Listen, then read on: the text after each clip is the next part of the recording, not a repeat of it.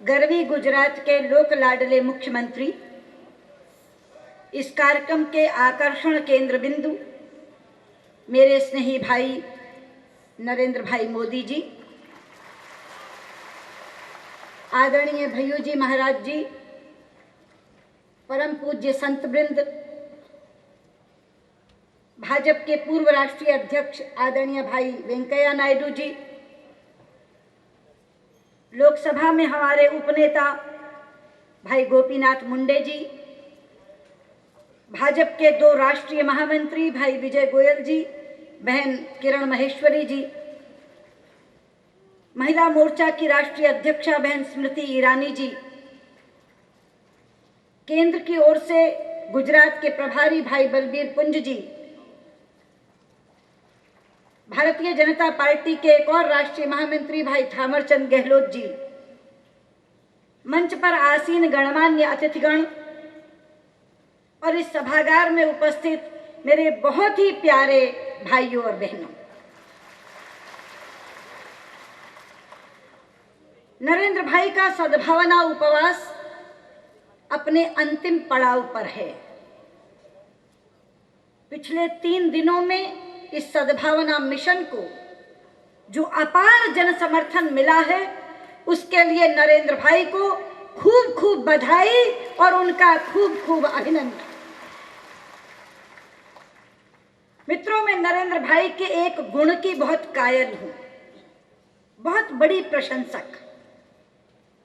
मैंने व्यक्तिगत रूप से तो ये बात उन्हें कई बार कही है, मगर आज सार्वजनिक रूप से कहना चाहती हूं कि आलोचना से विचलित हुए बिना अपने ध्येय पथ पर कैसे बढ़ा जा सकता है, ये कोई नरेंद्र भाई से सीखे।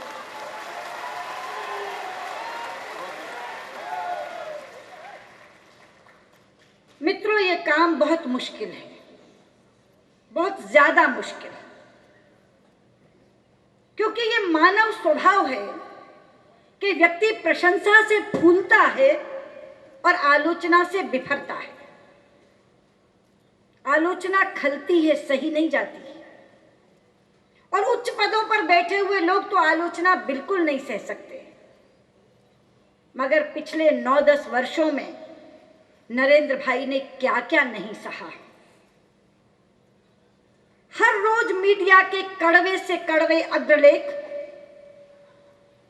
विरोधियों के अनर्गल प्रलाप, कोर्ट कचहरियों के चक्कर, सीबीआई की ग्रिलिंग, क्या क्या नहीं गुजरी उनके ऊपर, कल्पना करके भी रोम रोम कांप जाता है। लेकिन जिस तरह से उन्होंने इस सब बाधाओं को पार किया, उसके लिए बहुत आत्मबल की जरूरत होती है, भरपूर आत्मबल की आवश्यकता होती है। और वो आत्मबल केवल वो जुटा पाता है मित्रों, जिसे जनता से ऊर्जा प्राप्त होती है। और ये रहस्य नरेंद्र भाई ने समझ लिया और उन्होंने सीधे अपना तार गुजरात की जनता से जोड़ दिया। मैं परसों उनका एक भाषण टेलीविजन पर सुन रही थी, जो उन्होंने प्रारंभ में दिया था इस उपवास के। वो कह रहे थे, 45 डिग्री टेम्परेचर में हम गांव में जाकर पूछते हैं कि बताओ आपने अपनी बेटी को स्कूल में दाखिला करवाया कि नहीं करवाया। ये है राजनीति की कार्यशैली नरेंद्र भाई की। उन्होंने एयर कंडीशनड कमरों में बैठकर वो राजनीति नहीं करते मित्रों, वो धूल में, धक्कड़ में, धूप में, बारिश में जनता के बीच पहुंचते हैं, उनका दुख दर्द सुनते हैं, उसका निवारण करते हैं। और इसीलिए वो चुनाव के समय कह पाते हैं, जो मीडिया लिख रहा है उसे पढ़कर वोट का फैसला मत करना, जो विरोधी कह रहे हैं उसे सुनकर वोट का फैसला मत करना, जो मैं कर रहा हूं उसे देखकर वोट का फैसला करना। और जनता उनके इस वाक्य को स्वीकार करती है और जो प्रत्यक्ष आंख से देखती है उसके ऊपर उन्हें वोट देती है, उसके ऊपर उन्हें जनता का समर्थन मिलता है। मेरा यह स्थापित मत है मित्रों कि जिस व्यक्ति को जनता का प्यार मिलता है, फिर कोई बाधा उसके रास्ते में नहीं आ सकती, क्योंकि जनता का प्यार हर तिकड़म को असफल कर देता है और हर अनर्गल आरोप को समाप्त कर देता है, खारिज कर देता है। और इस बात का साक्षात उदाहरण पेश किया है नरेंद्र भाई ने। इसीलिए जिस दिन सुप्रीम कोर्ट का फैसला आया, मैंने उन्हें फोन करके भी कहा और बाहर भी कहा कि आज मेरे भाई अग्नि परीक्षा पास कर गए। और मैंने कहा सत्यमेव जयते, वर्षों बाद हुई मगर आज सत्य की विजय हुई। मित्रों, सद्भावना उपवास तो नरेंद्र भाई पिछले 3 दिन से कर रहे हैं, लेकिन मैं इस मंच पर खड़े होकर कह सकती हूं, पर सद्भावना से राज तो वो पिछले 10 वर्षों से कर रहे हैं। और मैं अपनी बात को प्रमाण से पुष्ट करना चाहूंगी, और प्रमाण भी ऐसा जिसकी काट विरोधियों के पास भी नहीं होगी। जो बात मैं बताने जा रही हूं शायद नरेंद्र भाई तक भी अभी नहीं पहुंची होगी। नरेंद्र भाई इसी 10 तारीख को, इसी महीने की 10 तारीख को एनआईसी की मीटिंग थी विज्ञान भवन दिल्ली में, नेशनल इंटीग्रेशन काउंसिल की। वेंकैया जी, आपको भी खुशी होगी, उस मीटिंग में हमारी घोर विरोधी पार्टी, कश्मीर की पार्टी पीडीपी की अध्यक्षा मोहतरम महबूबा मुफ्ती जी ने भरी मीटिंग में कहा कि मेरे एक मुस्लिम मित्र ने मुझे बताया कि वो गुजरात में उद्योग लगाना चाहते थे, इसलिए उन्होंने गुजरात के मुख्यमंत्री से समय मांगा। उन्होंने कहा कि उन्हें तुरंत समय मिल गया, पर जब वो मिलने के लिए मुख्यमंत्री को गए तो हैरान रह गए कि मुख्यमंत्री ने सारे संबंधित अधिकारियों को अपने कक्ष में बुला रखा था। आधे घंटे की चर्चा के बाद वही निर्णय हो गया और अब वो अपना उद्योग गुजरात में लगा रहे हैं। ये बात किसी और ने नहीं, महबूबा मुफ्ती ने कही।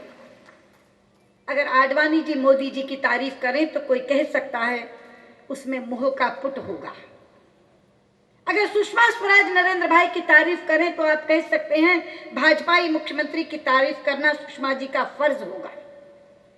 लेकिन हमारी घोर विरोधी पार्टी, जो विचारधारा से भी मेल नहीं खाती, उन्होंने एनआईसी की मीटिंग में, भरे मीटिंग में, जहां स्वयं प्रधानमंत्री मौजूद थे, जहां गृह मंत्री मौजूद थे, जहां प्रणब मुखर्जी मौजूद थे, जहां एंटनी मौजूद थे और हर वर्ग के 148 लोग मौजूद थे, उसमें महबूबा मुफ्ती ने कहा कि गुजरात एक प्रदेश है जहां मुसलमान के साथ भेदभाव नहीं हुआ। आधे घंटे में निर्णय हो गया। मित्रों, गुजरात की कोई विकास योजना ये देखकर नहीं बनती कि इसका लाभ हिंदू को मिलेगा कि मुसलमान को। जब वो सड़क की योजना बनाते हैं नरेंद्र भाई, तो ये नहीं पूछते कि इस गांव से, जिस गांव से ये सड़क गुजरेगी, उस गांव में हिंदू रहता है या मुसलमान। जब कुटीर ज्योति की योजना बनती है तो ये नहीं पूछा जाता कि जहां रोशनी बल्ब की जा रही है उस कुटीर में हिंदू रहता है कि मुसलमान। जब 108 की एम्बुलेंस की कॉल आती है तो एम्बुलेंस वाला ये नहीं पूछता कॉल करने वाली प्रसूता हिंदू है या मुसलमान। जब महिला साक्षरता का मिशन चलता है तो स्कूल में दाखिल कराने के लिए कोई ये नहीं पूछता कौन की बेटी है, हिंदू या मुसलमान। वो जो योजना चलाते हैं 100% लोगों के लिए चलाते हैं, 100%। और 100% का मतलब है कि उसका लाभ गुजरात में रहने वाले हिंदू को, मुसलमान को, ईसाई को, सिख को, पारसी को, सबको मिलता है जो गुजरात की धरती पर रहता है, क्योंकि उनकी निगाह में वो व्यक्ति केवल गुजराती है, केवल और केवल भारतीय है। जात और मजहब की निगाह से नरेंद्र भाई अपने किसी गुजरात के व्यक्ति को नहीं देखते। मित्रों, 4 वर्ष पहले मुझे इजराइल जाने का मौका मिला। हमारे यहाँ संसद में ग्रुप बनते हैं, फ्रेंडशिप ग्रुप्स, अन्य देशों के साथ के मैत्री समूह। तो Indo Israel parliamentary friendship group की मैं अध्यक्षा थी, चेयरमैन थी। उसी नाते मैं इजराइल गई थी। इजराइल की जो योजनाएं, जो स्कीम्स अच्छी चलती हैं, उसमें से एक प्रमुख है ड्रिप इरिगेशन स्कीम, जिसे गुजरात में टपक सिंचाई कहते हैं। मैं इजराइल में वो योजना देखने गई तो वहां खड़े अधिकारी ने मुझे कहा कि मैम आप यहाँ क्यों देखने आई हैं? जसका तस इसका नमूना आपको गुजरात में मिल जाएगा। गुजरात में ये टपक सिंचाई योजना अपना ली। और उससे भी ज्यादा मुझे खुशी हुई जब मैं उस फैक्ट्री में गई जहां उस ड्रिप इरिगेशन की चिप बनती है, तो उन्होंने कहा कि मैडम, आपके गुजरात के चीफ मिनिस्टर ने इसको इतने बड़े पैमाने पर अपनाया है कि हमको लगा कि यहाँ से सप्लाई करने के बजाय हम वहीं फैक्ट्री लगा लें, हम तो ये चिप वहीं बना रहे हैं। जब दूसरे देश की धरती पर जाकर ये सुनने को मिलता है, जब एनआईसी की मीटिंग में तारीफ सुनने को मिलती है, तो मित्रों माथा ऊंचा होता है और मन अभिभूत हो जाता है। लेकिन यहां मैं एक बात और कहना चाहूंगी कि केंद्र की सरकार की हर संस्था जो राज्यों की कार्यशैली का आकलन करती है, वो गुजरात को अव्वल दर्जे से पास करती है। लेकिन तो भी दलगत राजनीति के चलते केंद्र की सरकार गुजरात राज्य के विकास में हर दिन अड़ंगे लगाती है। मैं पुरानी बातें नहीं करती, ताजा उदाहरण देती हूं लोकायुक्त की नियुक्ति का। क्या किसी राज्य में यह हुआ है कि लोकायुक्त को नियुक्त कर दिया जाए और चीफ मिनिस्टर से बात भी न की जाए? अभी अभी सरकारी लोकपाल बिल संसद में प्रस्तुत हुआ। यहाँ संसद के मेरे कई साथी बैठे, गोपीनाथ जी बैठे, बलबीर पुंज बैठे। जो चयन समिति लोकपाल की बनी है मित्रों, उसमें सरकारी पक्ष की भरमार है। वहां हम लड़ाई लड़ रहे हैं कि चयन समिति में ये बातें कम करो। अपने लिए लोकपाल चुनना हो तो सरकारी पक्ष से चयन समिति भर दो, और गुजरात का लोकायुक्त चुनना हो तो चीफ मिनिस्टर की अनदेखी कर दो। संविधान का सरासर उल्लंघन और संवैधानिक अवहेलना होने के बाद केंद्र मौन साधे बैठा है।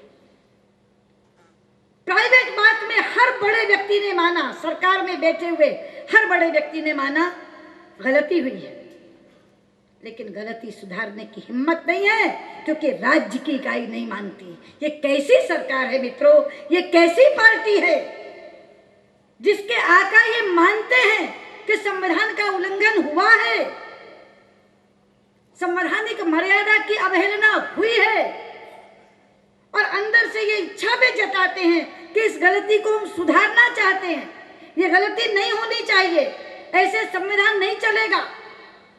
हमने जब उन्हें जाकर कहा कि ये संघीय ढांचे पर प्रहार है और गुजरात के साथ अन्याय है, तो सबने सहमति में सिर हिलाया, लेकिन कोई इसको सुधारने को तैयार नहीं है।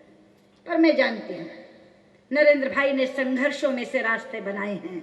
यह भी एक और संघर्ष है मित्रों, जहां से रास्ता निकलेगा और नरेंद्र भाई अपनी विजय पताका फहराते जाएंगे।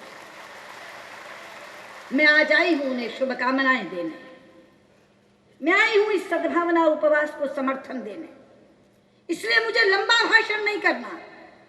मैं एक ही बात यहां कहना चाहती हूं कि नरेंद्र भाई इस आत्मबल को बनाए हुए और इस सद्भावना के भाव को मन में बसाए हुए आप राजपथ पर बढ़ते चलो, बढ़ते चलो। हम सब आपके साथ हैं, गुजरात की जनता आपके साथ है। और इसी के साथ मैं ये अनुरोध भी करना चाहूंगी कि नरेंद्र भाई, समय हो गया है, आपने 6 बजे ये अनशन त्यागना था। आप परम पूज्य संतगण के हाथ से रस ग्रहण करिए और अपना उपवास समाप्त करिए, अपना अनशन त्यागिए। बहुत बहुत धन्यवाद, नमस्कार।